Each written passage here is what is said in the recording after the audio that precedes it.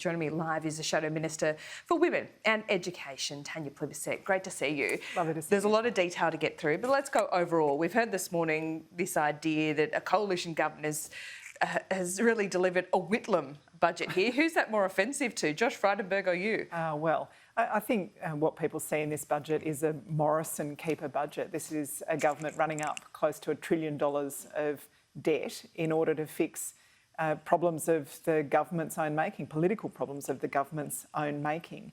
And like everything this Prime Minister does, you always have to check the fine print. And when you look at the T's and C's on this budget, what you see at its heart is wages going backwards and a tax hike for millions of working Australians.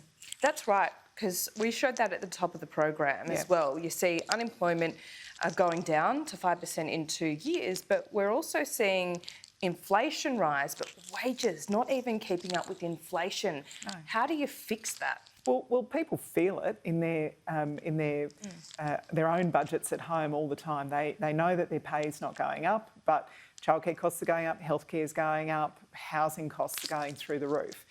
How do you fix it? Well, we change our industrial relations system. As businesses do better, as their profits improve, as they're successful coming out of the pandemic, they should be sharing some of that success with the workforce that's providing the dollars that are coming in the door.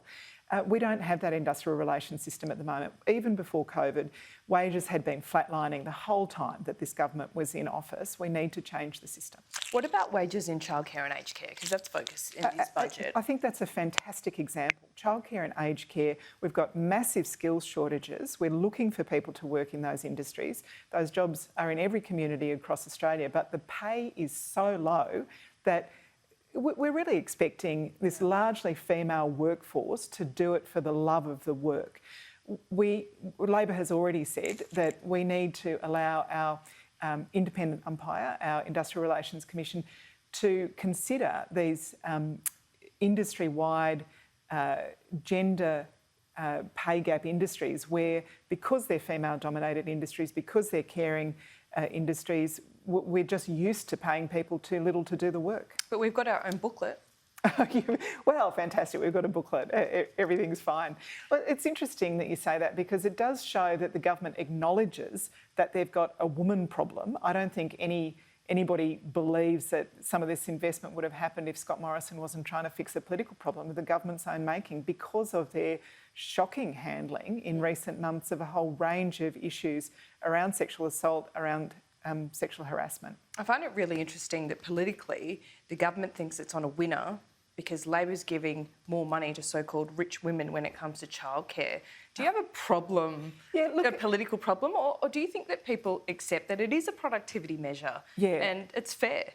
So, two things. First of all, childcare is not a women's issue. Families decide family budgets, and I know that there's plenty of dads out there who are wondering how they can afford that extra day of childcare that the family If it was really needs. a women's issue, should it just be on the women's wage? The means test on the women's wage? You make a very good point. So it is a productivity issue. We know that there are a lot of highly skilled women, and it is usually the women who end up giving up that extra day a week or extra 2 days a week. There's a lot of highly skilled women who'd love to be doing more hours of work. It just doesn't pay for them to take on that extra day. And especially during a pandemic recovery, we don't want anybody saying no to an extra day of work because they can't afford the childcare bills. And three-quarters of the people who benefit from Labor's package actually miss out under the government's package. It doesn't start till 2022. You've got to have more than one child in childcare at the same time. So if you've got one in childcare and one in school, you don't benefit at all. Well, you have to have children really essentially in 2 years. And look, I think that's bad planning, frankly.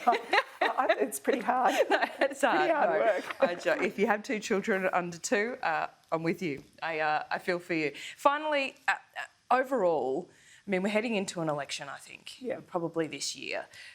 Is Labor going to find it tough? What will you reject from this budget? Will you repeal anything? Oh, look, there are things in this that we will support. There's a number of measures we've been calling on for a long time, like the superannuation payments for people on lower incomes. That does benefit more women. We've been calling on that for years. There are things definitely that we'll support. But I think at its heart, people understand that this is a Morrison keeper election-focused budget, and nobody believes that Scott Morrison has ignored all these issues or made them worse over the last 7 budgets, has suddenly seen the light of, seen the light and is going to change from now on. And of course, what they promise, they don't always deliver. Last year's centrepiece, they promised almost 500,000 extra jobs supported. 1,000 of those were delivered. Training is another great example. In the 2018 budget, they promised 300,000 extra apprentices. We've actually got 140,000 fewer apprentices and trainees today than when the Liberals first came to office. Right. So they promise one thing, they cut billions of dollars, the problem gets worse, and then they come back in this budget and say, no, but trust us this time we're going to fix it. Also, we're in COVID times, we know that. And I don't think anyone expects the government to be able to say when we'll return to normal, when the international borders will open, but they can at least tell us how. Will Labor commit to telling us how you would do that based on medical advice? If, X amount of vaccines are administered, would you allow home quarantine? How would you do that? Well, the reason, of course, we've got to keep Australia safe. We've got to keep our borders closed while their medical advice is to keep our borders closed. But we know we could open much sooner if the government hadn't stuffed up the vaccine rollout and stuffed up quarantine. We should have bigger federally run quarantine facilities. The government was advised that more than a year ago. They should have been built and up and running by now. If the vaccine was in people's arms, that again makes it easier to reopen our borders. And this is critical for skilled migration and for our university sector that has just been smashed during this time. We've lost thousands of jobs. Researchers, like Josh Frydenberg last night's talking about a patent box. We're going to, protect the things that we're discovering and inventing here in Australia. Who is discovering them and inventing them when our university sector is on its knees and losing our brilliant researchers, thousands of them, because our borders remain closed to international students? All very good questions, which we'll be putting to the relevant people. Great to talk to you. Thanks so much. Lovely to see you.